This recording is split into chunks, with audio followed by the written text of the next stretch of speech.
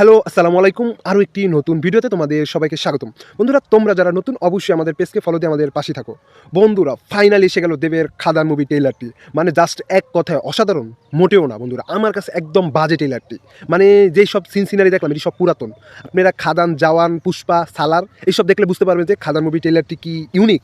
No, মোটেই unique না। মানে যা দেখছি পুরান। মানে অনেক দেব ফ্যান এসে আমার কমেন্টে খিস্তি দিবেন ভাই, দিতে থাকেন, তাতে আমি কোনো কিছু পরোয়া করি না। কিন্তু আমার কাছে ভালো লাগেনি। এটা আমার ব্যক্তিগত মতামত, তোমাদের কাছে ভালো লাগতেই পারে। আমি আমার বাক স্বাধীনতা সবারই আছে, আমি আমার মনের ইচ্ছাটা প্রকাশ করলাম। মানে একটুও ভালো লাগে নাই, মানে ইউনিক বলতে কিছুই না।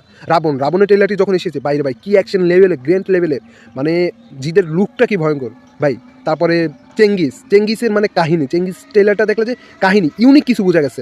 তারপরে সাকিব খানের যে তুফান, সাকিব খানের যে মানে রাক্ষসী একটা ভাব, দেবরে দেখলে মানে কোনো ভয়ই কাজ করে না। মানে নর্মাল একটা নায়ক আইসে ফাইট করতেছে, এরকমই লাগতেছে। তো বন্ধুরা, তোমাদের কাছে ট্রেলারটি কেমন লাগলো? আসলে আউট অফ রেটিং আমি যদি এই মুভি ট্রেলারটি রেটিং দিই, 5-এর ভিতরে আমি 2.5 দিব ভাই।